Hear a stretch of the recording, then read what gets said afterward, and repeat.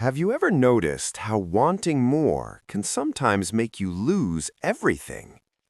Deep in a quiet forest, where sunlight spilled through the leaves like liquid gold, a small spider watched a powerful creature make the same mistake again and again. What happened next became a lesson whispered through generations. Not far from the forest village lived a large dog known simply as Greedy Dog. He was strong, he was fast, and no matter how much he ate, it was never enough. Every morning, Greedy Dog roamed the village paths, sniffing for food.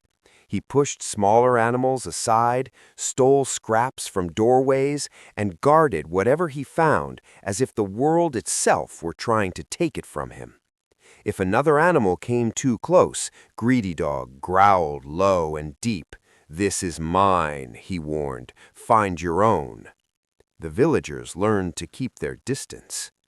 But one pair of clever amber eyes noticed everything. High in the branches of a mango tree, Anansi the Spider watched quietly. Anansi had seen greed before. He knew how heavy it made the heart and how blind it made the mind. One afternoon, Greedy Dog discovered a butcher's discarded bone, thick, rich with flavor, and bigger than anything he'd ever claimed. He seized it and sprinted toward the riverbank where no one could challenge him.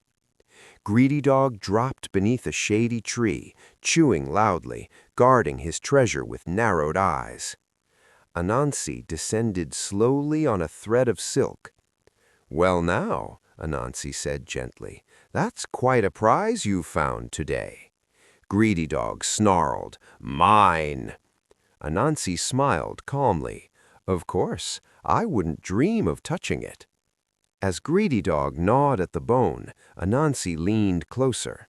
"You know," Anansi said softly, "I once heard there's a butcher on the other side of the river today, tossing away bones twice that size." Greedy Dog paused. His ears twitched. "Bigger than this?" he asked. Anansi tilted his head.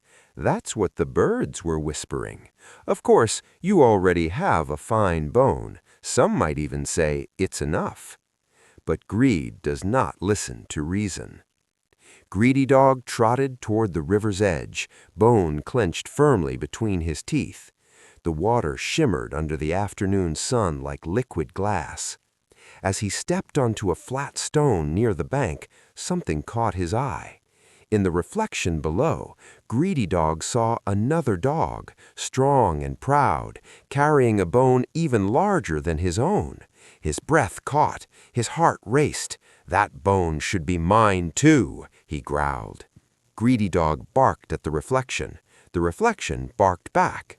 Without thinking, Greedy Dog lunged. The bone fell from his mouth, splashing into the river and sinking beneath the ripples. The reflection vanished. So did his prize. Greedy Dog stood frozen. The river flowed calmly as if nothing had happened. He pawed at the water desperately. He searched the muddy edges. He barked in frustration, but the bone was gone. Only then did Anansi's soft voice drift down from a nearby branch. "Sometimes," Anansi said gently, "the thing we chase is only the shadow of what we already hold." Greedy Dog lowered his head. For the first time, hunger was not in his stomach, it was in his heart. That evening, Greedy Dog returned to the village empty-mouthed and quiet. He didn't growl, he didn't steal. He watched others eat and remembered what greed had cost him. The next morning, when a smaller animal dropped a piece of bread nearby, Greedy Dog nudged it back instead of taking it. The forest noticed, and Anansi smiled. Greed promises more, but often leaves us with less. What we chase can blind us to what we already have, and sometimes the greatest loss becomes the greatest teacher, because even the smallest voices can carry the biggest truths.